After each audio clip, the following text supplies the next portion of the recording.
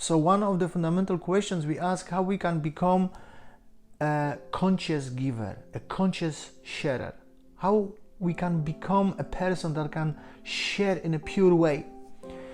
And of course, whatever we are going to give, whatever we are going to share with, we want to make sure that this doesn't constitute of the energy of our consciousness of lack of pain or doubt. So in order to become a pure giver or sharer, we need to create a circulation of energy, a flow of energy. And this flow constitutes, or in this flow, it is important that participate three energies: plus the proton, minus electron, and neutron, that keeps them together, as all universe constitutes of atoms. Atoms equals consciousness, consciousness equals atoms. So let's take an example of whether this situation can create this flow of energy. Let's say that you ask me a question right now and I have plenty of time, and I'm going to answer to that question because I have plenty of time, I have some knowledge, some information, and I'm sharing with you. Does this situation create these three energies together, create circulation? Or perhaps there is only plus because I share with you. Think about it, how many situations in life you give, but you are giving only one force of energy. Whether there is this flow or not, ask these questions. How about if I say no to something that I desire? It could be a shopping, it could be something that I desire right now. Maybe I want to watch TV, read book, relax, whatever that is, eat something. And I say no to that. Does this no create this circulation of energy? Perhaps it's one energy only in that particular action. So saying no, it doesn't mean necessarily that we create energy. So perhaps if we were cheated, if someone was going to cheat us or lie to us or take something from us, shouldn't we retrieve that? Of course we should. Let's say we bought something, we paid for that, and that person now wants to take from us that particular item. Of course we should protect ourselves, but the question is, do we create energy in that particular realm, in that particular process? That is the paramount questions. So we go to work and we work hard because we need to earn money. We need to share with this money with ourselves, we need to take care of our family or our employees, of course. So we have a desire to receive money, to be financially stable, and we want to share. But you see, we have here two forces only. The minus, I want this, whatever that is, I desire that, and I want to share. Yet there is no third energy involved in that. So how can we find an example in our daily life to indicate that we are going in the right direction, that we can create this energy? Let's think, for example, about a spouse or a girlfriend, boyfriend, fiancé, or grandmother that baked a cake, a birthday cake for you. And you right now are satiated. You don't feel, you don't have a desire to eat something, right? Right now. You don't need any coffee, you don't need any cake. But you were requested to try. But there is no desire. So you awaken kind of a desire to share, to give, but you don't want. You see, the key point, I don't want. I am not attached to that because I am not. I am full. I am stuffed. So by doing so, I am not only the receiver because I'm eating, but I'm also a giver, pure giver, because there is no energy attached. My consciousness is pure. There is no lack.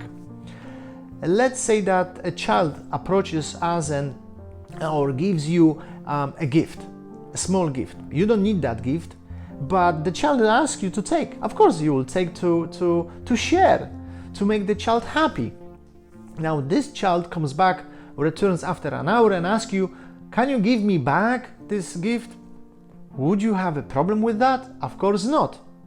So you see, we became a giver and a taker at the same time, and we are not attached to that. There is no energy attached to this. No energy. And if there is no energy coming out from lack or pain, then of course we are building a conscious giver, a conscious sharer. Or there is another situation, perhaps on the street or in a mall, provided that there are no many people around and we are not feeling we have to do, obliged to do something, that we are going to be judged. And there is a disabled person.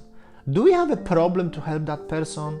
Or do we have a problem to allow this person to be first? Do we feel something that we are taking or someone is taking from us? Of course not. We don't feel that. We don't have a problem with that. So provided, as I mentioned, that we are not judged or we are not under pressure that we should have done that. So if you are working right now, or if you are having some issues and in regards to money, it could be something that it's so important, like control at work for you, or the status you are building right now. And there is another person that you can decide who is going to take, you or the other person. Who is going to be perceived in the eyes of the corporation as a better employee, you or the other person? You can choose. Is it easy to say no to that? Is it easy to say no to this action? Of course not. But this actually, provided that we voluntarily want to say no, whatever we desire in that case, if we say no, then of course we create the third component, this participant, which we call neutron.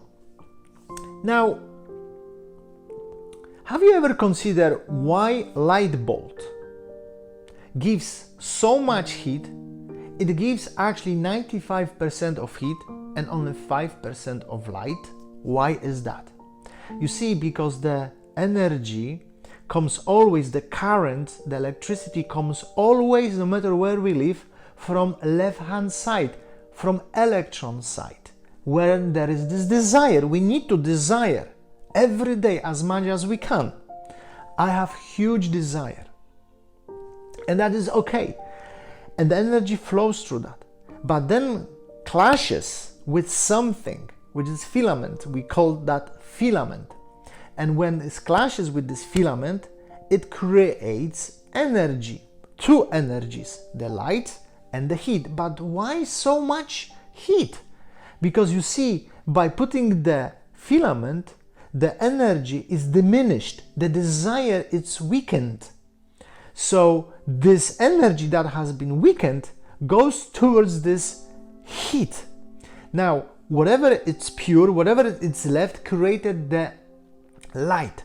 So the key point really is the thickness of the filament.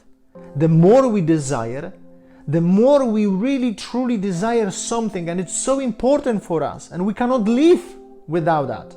It's just life doesn't make sense.